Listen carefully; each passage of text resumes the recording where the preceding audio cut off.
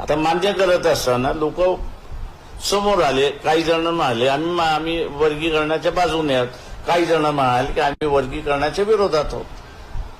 आता त्याच्यातून मार्ग काढायचा असेल तर 100% वर्गीकरण झालं पाहिजे तुम्हाला. आता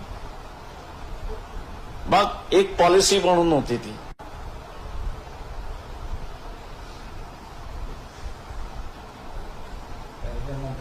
बदल समिती जी नेमलेली बदल समिती जी आहे अनंत बदल तर ती समिती बेकायदेशीर आहे असं अख्खा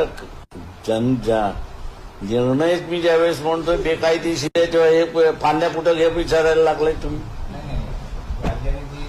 झाडच बेकायदेशीर म्हटल्यानंतर फांदी सुद्धा बेकायदेशीरच झाली ना.